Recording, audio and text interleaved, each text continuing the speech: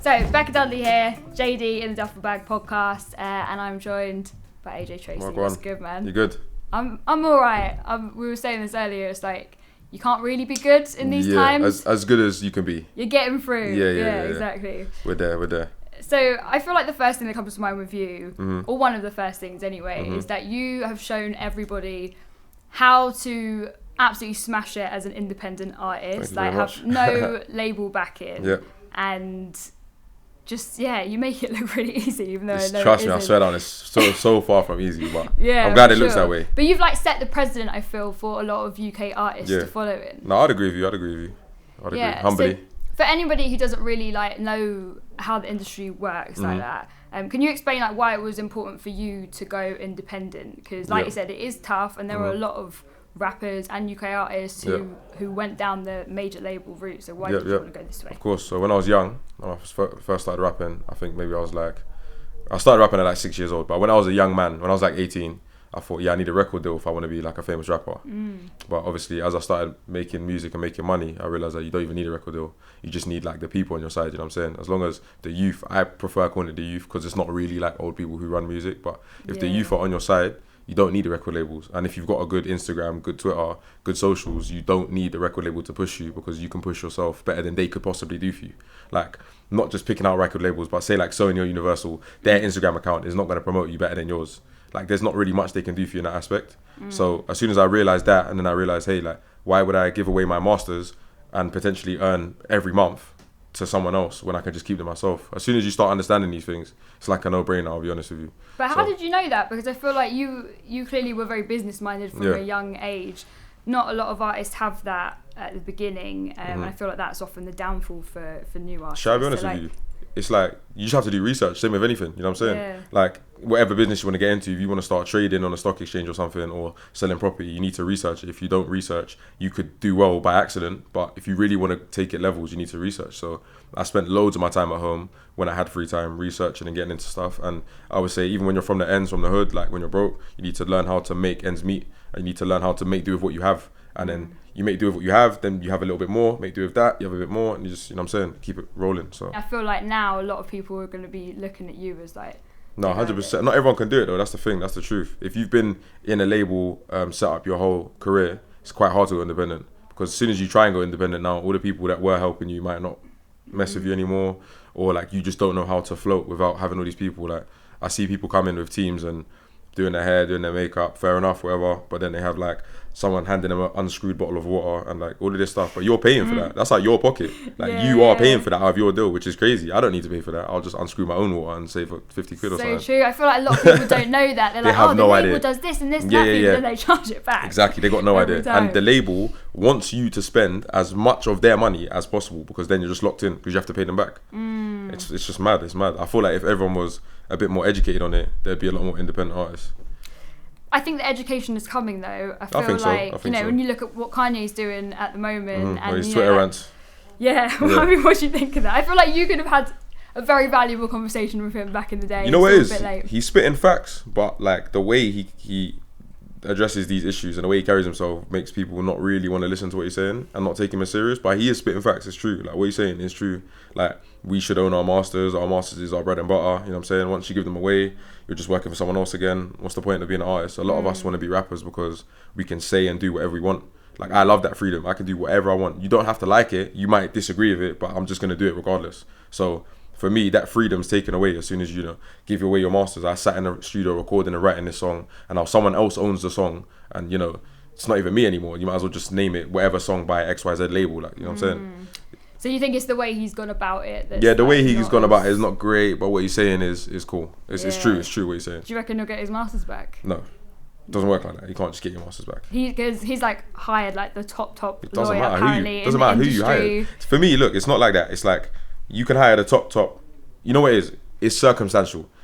If there was something in his deal that he didn't quite understand, wasn't explained to him properly, there's some sort of loophole, then of course he can try and get his masters back. But I feel like, it's with when you go to court, you can get the best lawyer ever. If you blatantly did the crime, you are going to jail. Like, it doesn't matter how good your lawyer is, because if there's evidence, your bloody handprint is on this wall, then you know what I'm saying? You did it. So it's not like that. I hope he does get his masters back, honestly. But yeah, me too. Especially because of the albums that they were. Do you know what I mean? Wicked, like College Dropout, Late Registration. But also, he was paid for those. You know what I'm saying? Like he received something on behalf of giving away his masters. So like, is it fair that he got something, and just because he didn't understand it properly, that he just gets his half of the deal back? If you make an agreement, you make an agreement. Yeah, man. So we'll see in it. But I hope, obviously, as anyone ethnic who's coming up and is against the struggle, I hope he gets his masters back. I hope so. But we'll have to see in it.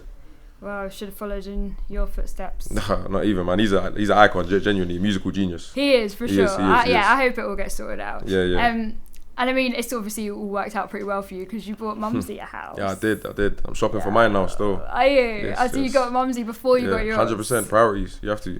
I see a post yesterday that said, if you spent more money with your jeweler than you gave to your mum, you're doing it wrong, which is true. I'm not gonna lie. I see a lot of rappers hella iced up, but it's not cool for Mumsy, you get me? Yeah, that's like the first. That should be your first step. Yeah, mum's cool. All right, cool. We can do whatever we want now. Mum's cool. She's safe. All right, cool. Crack on. You know what I'm saying?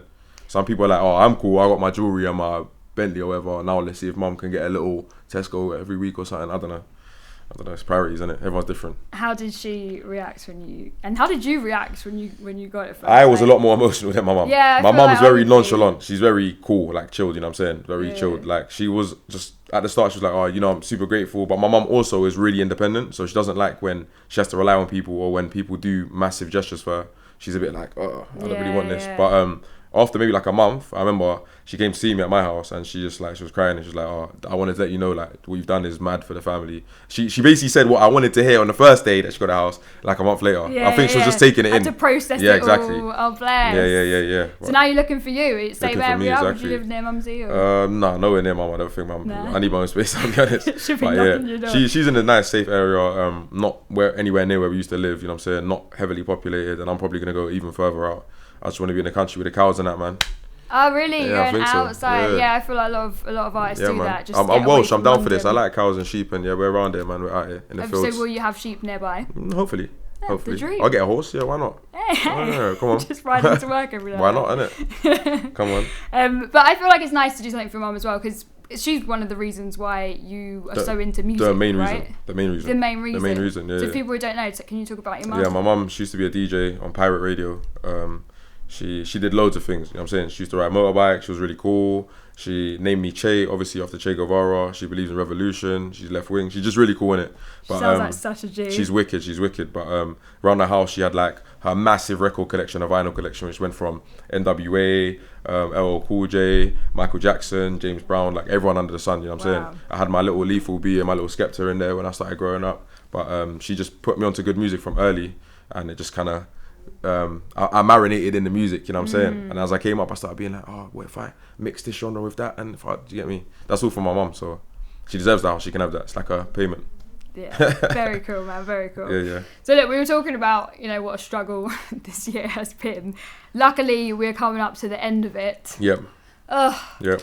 We're on the back end of it, so that's good news. But I feel like I've really felt for artists, obviously felt for everyone. We've all taken a massive hit, but like, I want to think about you. You're somebody who has been making these massive bangers that like have to be performed live, and like you really feel it in the crowd. So like, I imagine COVID's really taken a hit for you, right? Oh man, we could talk forever about this topic. Like, I've definitely taken a massive hit, but it's like, again with my mum, like I basically told her like how much I've lost, and she said, all right, cool, it's not great that you've lost that much, but at least you're in a position to even have lost that much, because before we didn't have 2 quids to rub together, you know what I'm saying? So she just keeps me positive, and it's a thing where if I feel like I'm in a bad position, there's people who didn't have it to begin with. There's people who don't have shows, a job, electricity, you know what I'm saying? And I'm not trying to be a hippie, but it's true. Like, we came from that. So for me to be unhappy, it's a bit ungrateful, you know what I'm saying? I got a roof over my head, 100%. Like, I'm warm, I got my Xbox, my FIFA, I'm good. Like, it's not that serious, you know what I'm saying? Yeah. And I'll crack on. I'm 26, I've got a couple of years left in this thing, so we'll get there, innit?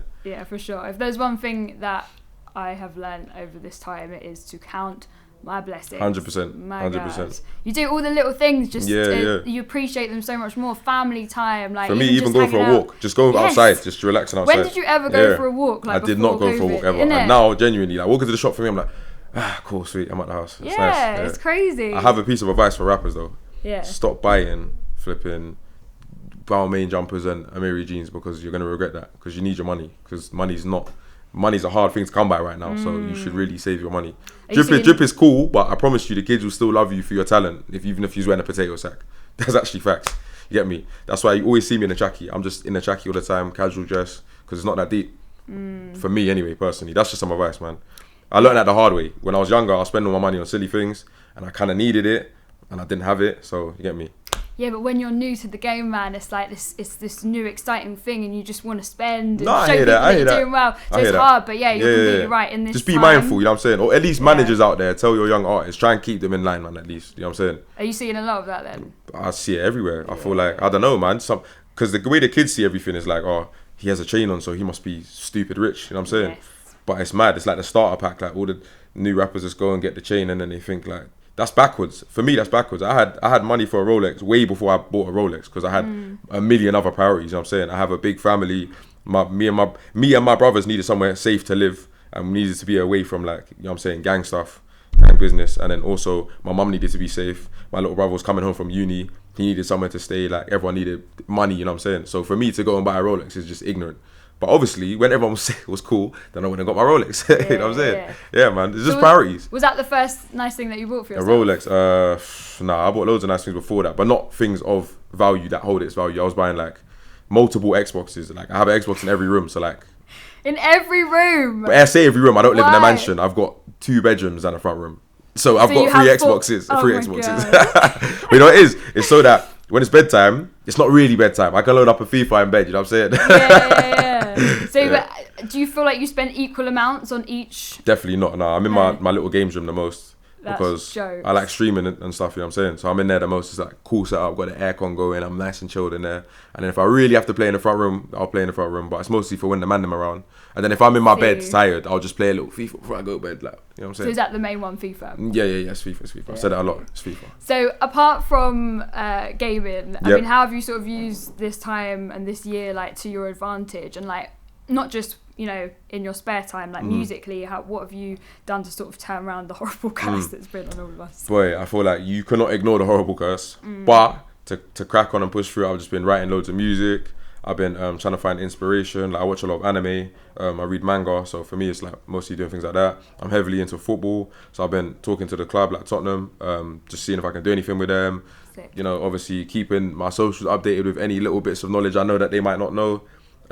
Yeah, man, just basically keeping in contact with my friends. Shout out my friends that I wouldn't have spoke to as much. Trying to make sure we keep the connection. Loads of things, yeah, and banana bread, obviously. Right, of course. Yeah, of course. Yeah, of course. But can we just take it back a second to manga and anime? This is something I know absolutely nothing about. So how is this like inspiring you? Like, what kind of things are you looking at? For me, obviously, I could just sit here listing animes I watch, but obviously you wouldn't understand what is it? It's the style. I like the for me, it's the style of drawing the art. Obviously, I forgot to mention my mum went to art school as well, so she's heavy into art. So it's the style of drawing. To meet this woman, she's I know. So cool. No, she's actually way cooler than me. I don't even know why I'm in this chair, to be honest. But it's the style of art for me, and then obviously the type of stories that they do. It's like it's very encapsulating. You know what I'm saying? And for me, watching anime is like it just sparks loads of ideas for me because the storylines are so far fetched and wild and crazy that it's just like I don't know, man. It's mad. But that's what I'm into anyway. Okay, I need you to just tell me like afterwards. Yeah, write some a things couple. down. Check them a out. few are on Netflix. To be fair, you can go and watch them. All right, they're easily accessible now. I'm on it.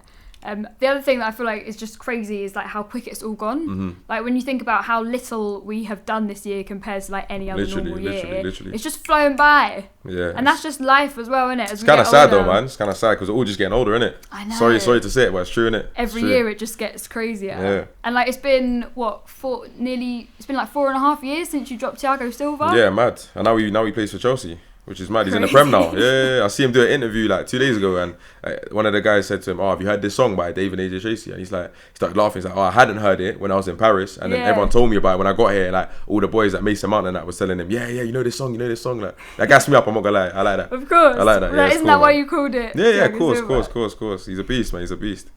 When you and Dave were in the studio, like writing that track and recording it, did you have any idea where you were going to be at? Like, we knew it'd do well because we're both talented artists, but we never knew it'd do not anywhere near what it's doing now. Because if it's 4 years ago and we're still getting over 150k streams a day, which is insane. Because some artists drop a song now, like brand new, hot song, and it's not even doing 150k a day. So for us, that's a blessing. I'm not gonna lie. Yeah, that's huge. Dave sent me the platinum plaque the other day. Put it next to I got a signed. Thiago Silva sent me a shirt, a PSG one, just before he left. Sick. So I got that next to it. Yeah, man, I'm happy still. That Congrats, proper man. it made me up still. I was happy for that. That is very cool. And now both of you are like two of the biggest names in the game. Yeah, literally. And that's kind of what I mean. Like, did you feel like you knew where you guys, both of you, were going to get to? Like, did you have that vision? Yeah, in that sense. We knew where we'd be eventually, but through that particular song, we didn't know that would have such a massive impact on our careers, the culture, like everything. We had no idea. But like literally, what was it? Last summer when Alex jumped on stage? Was it last summer? Yeah, it was. Last summer. Last summer, yeah. That whole summer was just Thiago Silva. Like everyone was just talking about Thiago Silva, which for us is mad because we dropped it ages ago. Yeah, exactly. So, and for him, it's funny because I remember saying to him one time, I was like, bro, why do you keep bringing these kids up to do, like, I'm not sour. I don't mind the kids doing my part because some of them smash it, you know what I'm saying? But I'm like, bro, what if, like, the logistics are just so crazy. If one of them says something wild on a mic, or one of them's drunk, and one of them does something mad, like, it's your fault, you know what I'm saying? I'm telling him, bro, ease up with that. But obviously, the last time he did it, worked out well, innit? So, you know what I mean? Yeah, but when he brings him up, like, and it's not staged. Everyone thinks it's staged. It's not staged, really. I can back Dave on that. He doesn't even like test him out. He doesn't. That's why it's so risky because you don't know who you're bringing up. He can say anything. He looked off his nut as well, didn't he? So it's like anything could have happened. Anything could happen. But yeah, hold tight, Dave and Alex, man. Yeah. Yeah, man, very cool. Trust me. I feel like a lot of people always want to know, like, if there's competition between you guys and course, like in rap, but of course. There is like a healthy competition. There has to be competition. I think I'm the best rapper. So they should think that they're the best too. So if they don't think they're the best, then that's their business. But I definitely think I am. So that's not me even being cocky. I'm just confident. Like I just think I am the best. I remember before I said I was like, yeah, I'm just gonna keep doing loads of random genres. Whatever genre I feel like making, I'm gonna make. You can't put me in a box. Everyone was like, oh yeah, okay, great. Let's see you make a dancehall track, and I did it, and like it went platinum with Butterflies. You know what I'm saying? Yeah. And then, Garage, like I done Garage, double platinum. You know what I'm saying? Like I can do it. I'm just showing man slowly. I can do it, and they're gonna see. So.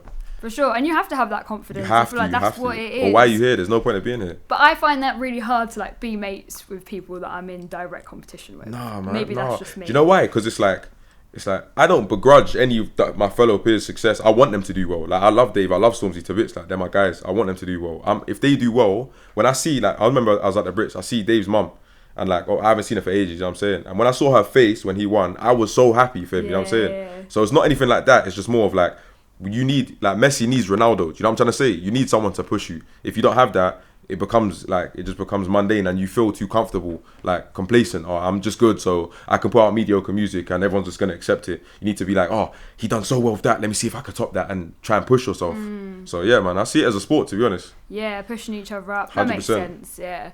And you can pretty much have your pick of whoever you want to work with. You've already worked with so many of the greats, from Stormzy to Giggs to Skepta. Like, the list is endless. Skepta's my guy, man. It's my favourite. Yeah. He's the man. So where do you go after you've like worked with the person that you look up to so much? You go back around, we do it again. Yeah? Yeah, it's part 2 of Dave, part 2 of Stormzy, part 2 of Skepta. Yeah, man, we do it again. So there's no one else that you need to tick off? I have a bucket list, but my bucket list is so wild. I don't think in my life I'll tick it off, but I'll try it, of course. I'll definitely try. When you say wild, do you mean like it's massive, or it's just like people... Nas. Nas is my favourite rapper ever. I think he's the best to ever do it. Andre 3000, Pharrell, Kid Cudi.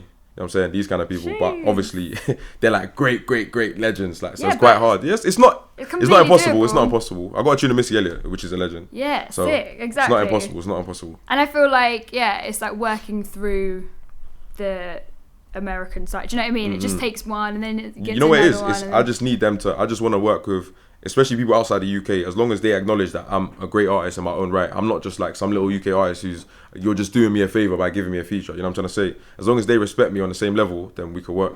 It's always been like that. Do you feel like that's happening? Yeah. All the Americans that I work with, they're actually my friends. Like Jay Critch, like Lil Mosey, all these people. Like, they're actually like cool guys. You know what I'm saying? Yeah. So, I mean, what do you think it is about you? This is a weird way of reversing things around, but why do you feel like your peers all rate and respect you so much? Why are you the guy to work with? I feel like that's an interesting one because not all of them rate and respect me, but they just have to. Like, they don't want to, but they have to, some of them. The ones that don't like me, you can dislike me if you want, but like, you have to rate what I'm doing. It's non-negotiable, you know what I'm saying? Because you want to do the same thing I'm doing. So if I'm doing it better than you have to respect it. that's it. That's how it is, period. You know what I'm saying? There might be, if you're a football player, there might be a footballer that you hate every time he tackles you and you hate the way he plays. But if he's doing what you want to do, you have to respect it, innit? It is what it is. But the ones that do rate me, I feel like it's just because I'm a normal guy. I just keep it normal. When I meet artists, I just talk to them like I would talk to anyone else. Yeah. I'm not like here to serve you room temperature cucumber water on a flannel to make sure you're cool. Like, it's just normal. We're normal. Yeah. Talk about real life and just don't be weird, innit? I feel like that's just just don't be weird. Yeah, like just don't be weird. Yeah, you do seem very normal, but I feel like that. I mean, more people that you've worked with. Okay. So, like, why are you the person that like everyone wants to work with? Like that's what I mean. You've got your pick. I don't feel like I can answer that. I don't know if I am the guy everyone wants to work with. Yeah, but you've got to know. You need to know these things. You know what it is as well? I'm really happy with like working on my own. I don't mind if no one wants to work with me. So for me, it's just like a bonus. If someone says, oh, like I'd love to work with AJ and I rate them, it's like a bonus, you know what I'm saying? Because I was cool with doing my little thing in the corner anyway, like just pottering away. So I feel like when we do go studio though, I'm quite professional. I always make sure that like I get my work done before I go and play, you know what I'm saying? Like even with shows, like I'll do my show and then have a drink rather than get drunk and then do the show. Because I want to just give it my best. So, have you ever had a drink before a show? Yeah. When I was younger, when I was like 21 doing shows, And I was hammered all the time. Not great, to be honest. Yeah. You know, it is. I'm quite good at, because I came from grime, I really honed my skills of like being a wordsmith. So I can really get my words out even if I'm drunk, but it's just not my best performance. When I'm sober, it's like, yeah, let's get it. Like, I can do it. In the zone. In the zone. Full energy, proper give a like spectacle. And then we get hammered. Yeah. Makes sense. Yeah, it makes sense. I've still got you and Nas going around in my head. I feel like we've overlooked that a little bit. Which, what? Just like you and Nas on a track together. Yeah. Like, imagine what it sound like. I mean, good, I hope. What do you make of King's Disease? Yeah, hard. So my little brother sent it to me. He puts me onto all the latest like American hip hop. He'll be like, yo, bro, by the way, this is out. Make sure you check that out because I'm quite busy sometimes. It was hard. He's got a song on there with Fivio Foreign. I like that one still. Yeah, it's different. It's like the new and the old.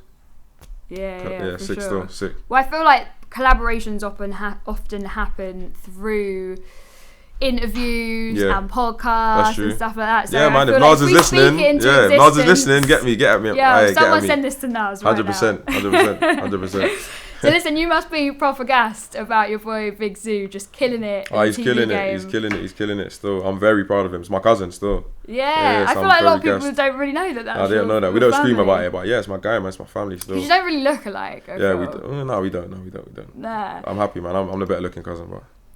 Just saying. I'm staying neutral right now in case he comes on the podcast.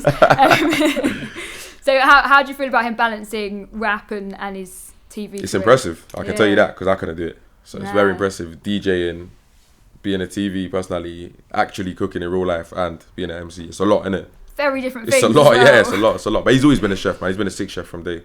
What does he make for you? For me, I always tell him to make mac and cheese, like mac and cheese pie with buffalo wings. You get me? He'll make a sick salad. Like, he's just fire, man. He's good.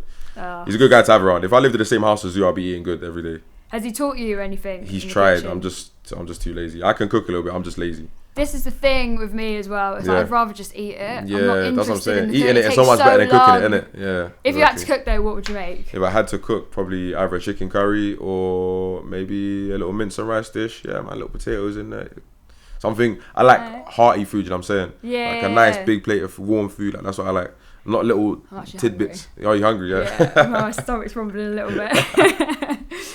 So listen, you did something this summer that I've been dying to do and toying with doing for a while. Well, what is it? Deleted your Instagram, your Twitter, mate. I did. What's that like? What? How come? What happened? Twitter, I just deleted because it's just a distraction. There's not really a deeper reason for it. It's just that. But Instagram is so toxic. I just delete it because it's just horrible. It just puts me in a bad space all the time. So I'll just delete it. I hate like feeling like I have to check it. Feeling like if I've missed a DM or something that I'm in the wrong or like I'm in trouble for missing a DM or I'm a bad guy for it or like it's just annoying. And then we have people who comment just saying ridiculous things that they probably don't even mean, to be honest, but it's just I can't bother to look at it. And now I don't have to look at it. It's interesting to hear you say that because I didn't think that you would be sucked into the Instagram world. But everyone I think is. we all are. Everyone is. I feel like even people who say they're not, if everyone says they're not, like you are. Exactly. You actually are. So that's it. And everyone cares about how they look on Instagram. And like I've really, to prove that I don't care about it, I deleted it. Yeah. Because everyone's like, oh, of course you do. But like, oh, I've deleted then. Okay. I did. Well, it's a big move for an artist because that's the main way that you connect with fans, isn't it? But I feel like I'm at a point now where I finally reached like, people respect me as a musician. They know what I'm about. They know if an AJ song's coming, it's going to be good. So I don't need to like go on Instagram and tell people like it's going to be a good song or this was coming out. They're already locked in. I feel like it's a massive privilege and I'm really grateful for it, but like it's time to utilize it and not rely solely on Instagram. Yeah. And it means that any artists I work with, they're not just working with me because I have 1.1 million followers or whatnot. They're working with me because they want to make music, not because I'm going to be a good source of promo for them. Yeah. So I actually know they really want to mess with me rather than just, he's got good socials, let me just get him in. You know what I'm saying? Yeah, it's like a filter almost. Exactly. That's interesting. Also, you probably reach out to a lot of other artists in the DMs to work with you, right? Kind of. Is that how, I feel like that's just the way it works now. It does and it doesn't. I mean, sometimes I feel like there's artists who DM me that I would love to work with that I just didn't see their DM. Genuinely didn't see it. So how do you know they DM'd you? No, that's what I'm saying. Well, I'm sure they have. Or even ones that I've DM'd them and I've seen they DM me ages ago. See what I'm saying? Yeah. So I'm sure that people miss my DMs too, is what I was trying to say. So that's why I don't always DM them because they might not see it. So yeah, I just wait till I bump into people. Or like if someone I know knows them, I say, yo, tell my man I want to work with him. Like just tell him, yo, I said shout me. Yeah, in real life it makes more sense. Because also it's kind of awkward if you put it out there, they don't see it, then you meet the main them. people I DM is like fashion designers or like people who do art because I love art and I say, yo, like that's fire. And then they'll just be like, oh, thanks, man. I say, yo, if you want to sell me a piece of that art, hit me up. I'm buying. Yeah, literally, yeah. Fair play. Yeah. Did you watch The Social Dilemma? I did not watch The Social Dilemma. Oh my goodness. It's about being addicted to your socials? It is, but it's not in kind of the way you expect. It's like it's like an hour and a half film documentary and they have like ex-CEOs and execs from like Facebook, Twitter, I did hear about Instagram, this. I heard about Google. this, Yeah, and then they basically are just telling us how the algorithm and technology is just steals your data. They build specific profiles about you. Exactly. Yeah, I know this stuff. Yeah, and this is facts. Just, people don't believe that's true though, but it's actually true. Of course it is. How do you think you open your phone and the last thing you search for on Google is offering you to buy it at a discount price like on an advert? Exactly. Like, they know what you're doing. They know exactly what you want and what you want to do. It's kind of scary, to be honest. It's so scary, and actually, like, you should watch this because it really changes. It changes everything. Things, like the way when I opened my phone this morning, I was a bit shook. Like I feel like I'm being controlled. But you know what it is though? It's you just have to know yourself and know that whatever you put on Instagram or the internet, it lives forever. Once it's on the internet, it will never come down. It will be somewhere on the internet. So you just choose what you want to give people. That's it. As long as you live your life like that, it's fine. Yeah. You know what I'm saying? I get onto some of my close friends sometimes and say, why are you telling people this personal information? Like, they don't need to know that. You don't need to give them that. There's no need. I want to share it. You don't need to share it. Relax. Like, say it to us in real life. You don't need to give it to all these people that just know your business now. You know what I'm saying? It's always been for me, like, as an artist now, and with this notoriety I've given away part of my privacy. You know what I'm saying? I've given it away. It's not mine anymore. People want to know, like, where does he live? Who's his girlfriend? Or who does he hang out with? Like, you know what I'm saying? All this stuff. What does his mum look like? What does his dad look like? So for me, I have to shield myself and the people around me consciously. I have to be actively trying to shield them, and I've learned not to give the internet everything. So you can know that, you know Instagram takes your details and builds a database about you and whatnot. So just don't give them the information you don't want them to have. Yeah. Done deal. Like Finsters, everyone's got a Finster, which I don't have, but a lot of people. Finster. Don't say it like that. I know you got one. Don't say it like that. I don't know what Finster is. And don't say it like that. Nice try though. Oh, it's just a young thing. It's like a fake Insta, innit? Oh, Finster. Yeah.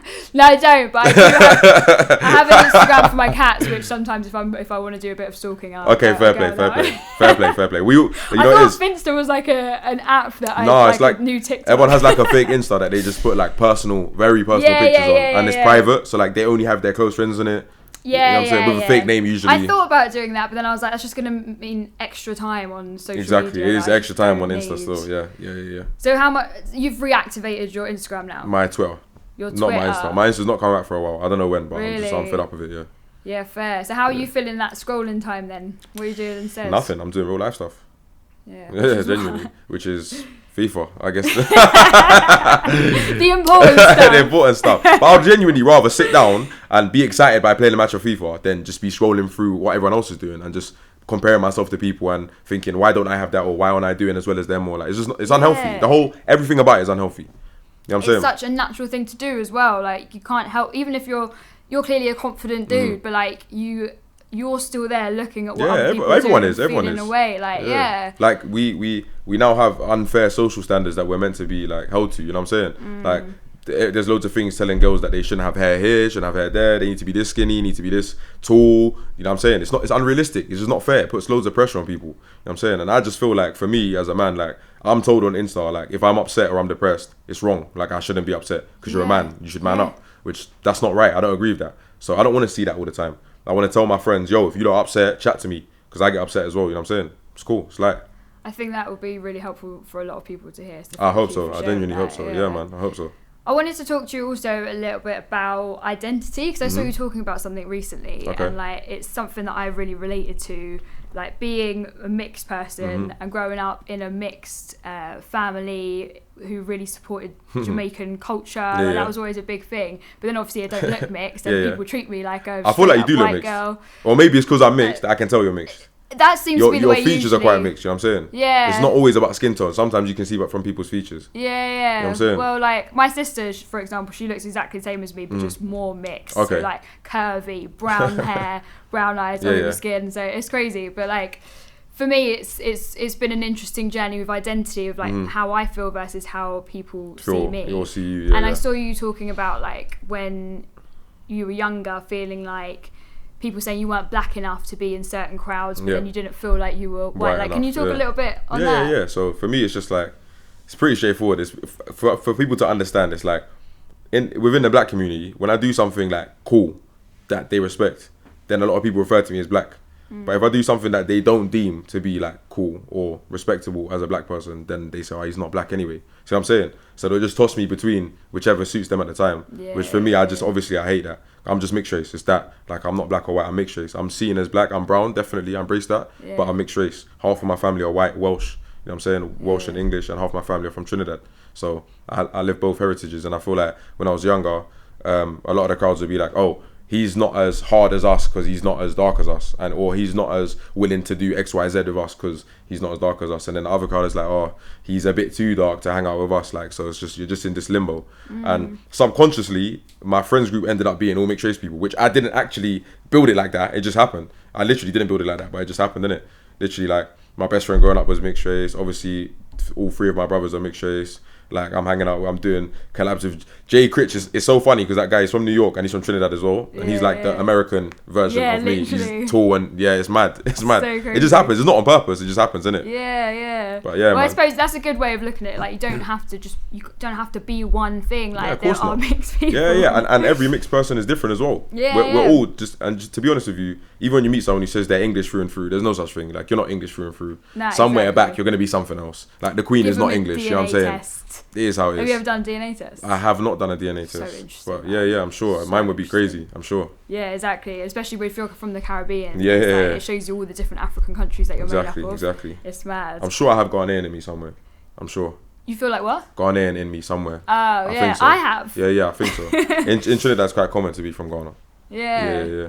And because my family are Jamaican, I've got like a large percentage of Nigerian and then Ghana as well. Okay. It's crazy. Crazy, isn't it? Yeah. So do you feel like being a part of like different communities like that reflects into your music, like in that you can 100%. sort of cater to different crowds and different types of tunes? Like, for me, it's crazy because my two biggest selling tunes are, as of now, Butterflies and Labra Grove. Yeah. Butterflies is dancehall inspired from my dad's side, Trinidad, and obviously Labra Grove is garage. My mum, she's white Welsh, grew me up on garage. Yeah, so I took both of them and ran with it, and they done really well. Yeah. So it's mad, innit? It's actually mad. Like, I feel like both of them influenced me in different ways.